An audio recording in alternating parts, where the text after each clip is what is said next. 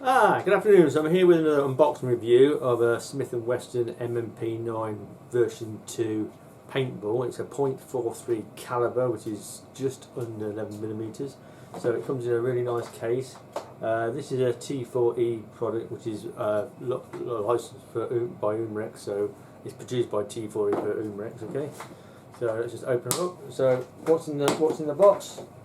So what we've got the manual. Yeah, it tells you everything you need to know. I'm not going to run through it because it's very straightforward. So that's yeah, the manual, a pull through. This is for obviously clean the barrel, so you feed it in from the breech end there. Okay, tells you how to use it in the manual. It comes with a spare spring for the magazine. This is a slightly stronger. It's for basically rubber balls. If you fire rubber, the softer spring that comes in the magazine is actually for paintballs. Okay, because obviously there'll be too much tension, you're going to deforming or crushing the actual paintballs. Okay, so this is the pistol. So really nice. Just like the PPQ, really top quality. Yeah. Obviously they're not particularly cheap in UK, but they're really good quality. Just pop the magazine. Right, the magazine, yeah, as like the PPQ, yeah, you've got your guide here, comes down, locks down. You put 8 balls in there, okay, then you release that. All your gas assemblies in there, okay. So when you pull the trigger, there's a section that comes back from the barrel and engages around the ball, and then it fires the ball down the barrel. That's how it works, okay. Put your CO2 in, pop that. It comes with an Allen key, yeah, not built in like the PPQ, okay, but it's an Allen key there. And then you unscrew that, you pop the CO2 in that way. Always use a little bit of Pelgan oil on the seals to lubricate the gas system. Then that's it, do it up and that's tight, and that's how it is. Always worth holding the actual CO2 in like that as you do it up. Yeah, just stop it from popping out. Okay. So yeah, good quality. Adds quite a bit of weight to the pistol. Pistol with a magazine weighs, I think it weighs 776 grams, I believe it was. So yeah, just slam it in. Obviously, the final shot, it locks open. Okay, so that's your slide lock. Ambidextrous both sides. Okay, and then just use your finger to release it. Okay. Lovely sights, yeah, you've got yellow dots front and back, you can see them. Just at the rear, doesn't come with an Allen key unfortunately, but you just undo the Allen key, you can move that left and right for windage. Tells you that in the manual as well. Trigger safety, it's basically this lower section of the trigger is the safety, so you can't fire it like that unless you actually pull the trigger, yeah.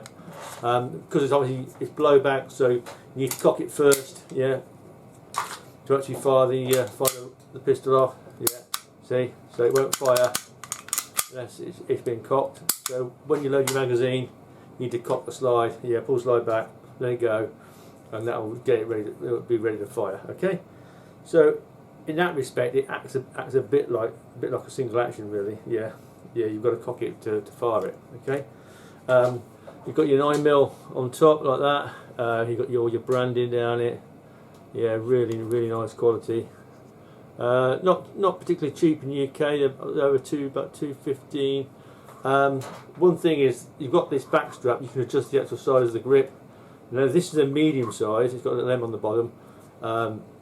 It's all right for me, but I bought this for my wife, and she's got a lot smaller hands. So I've been in touch with Modern Combat Sports, and Michael, very helpful, and they're going to send me a smaller back strap because it doesn't come with the 3 back straps back in the UK.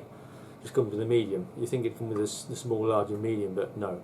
But he's going to send me a small, so it'd be a thinner rear back strap for my wife, so she'll find it easy to reach the trigger. Okay, quite easy to remove. Just push that up there, spring loaded. There's a spring in there. Yeah, you just release it, but also that spring also ejects the magazine. So when you put your magazine in, your mag release is there. Okay, just press it, magazine drops out. So that is the actual pistol. Obviously you've got a rail at the front if you want to put laser or you know, red dots, stuff like that. Really nice quality. Yeah, quality. Always Umarex get some quality products, don't they? Okay. So one other thing I did get, I couldn't get an actual spare magazine, so they do look at what they call an emergency magazine. Yeah, and basically it's like a striker bottom. Okay, so basically your CO2 goes in the same way. Okay. But what you do, you put your CO2 in, yeah, with a bit of Pelgan oil, and you wind this up to touch it, and you basically you do it up tight so the CO2 is pushed right into the valve, yeah, so you can't move the actual CO2 capsule. And then when you want to operate it, you just give it a sharp tap like that, and it pierces it. and it works just like a normal the other magazine. So that's like what we call an emergency magazine. I presume it's for, say, for instance, if you really wanted to put rubber balls in it and you just wanted to keep a CO2 in there ready to go, and then you just leave it in your pistol, and when you want to fire it, you just whack it, a bit like just like the HDR50, the revolver. Okay, so yeah, quality wise, yeah, you can't argue with the quality. It also comes with a little tool as well. So of course when you finish shooting this, you can't just remove the CO2, this doesn't unscrew, you can't remove the CO2 capsule. So it comes with this tool here that goes over the top, okay, and you basically, it operates the valve and it vents. So what you do, keep your fingers free of that, because your CO2 comes out there, and basically you can vent the excess CO2 out the capsule so you can undo that screw at the bottom and then take the capsule out. So that's how it works, okay. So yeah, so these are called emergency magazines, yeah, that's the wording, okay. It comes with an actual instruction manual here, see, that's for the actual, just for the magazine, that tells you basically how to load it and everything. Yeah, it's quite straightforward. So if you think about getting one so you can leave the CO2 in there and just strike it when you want to pressurize it, yeah, that's what that's for, okay. So yeah, another look over this. So my wife will enjoy this. Once the smaller backstrap, thinner backstrap arrives, she'll be able to enjoy shooting this. So we'll be able to do a bit of. I think we'll be having a bit of a competition actually, a tin can knocking down competition with me and my PPQ, and my wife with her M&P9. So yeah, just to show you over it again. Yeah, it's got a obviously metal slide, polymer bottom, yeah, and like I said, it locks back. I'll just pop the magazine back in, like so, and like I said, it locks back. It doesn't lock obviously all the way back, but neither does the PPQ. But when you think about it, when you've got a BB blowback, that BB blowback, the slide comes back, but it's got to go forward, push the BB out of the top of the magazine and into the actual breech. Yeah, that's with a BB firer. Of course, with these pistols, these paintball pistols, it doesn't work like that. You don't have to feed the ball out into the breech. It basically just cocks the actual trigger action, because as you pull the trigger, the inside of the barrel, I'm not going to actually show you this, but as you pull the trigger, you can see that coming out there.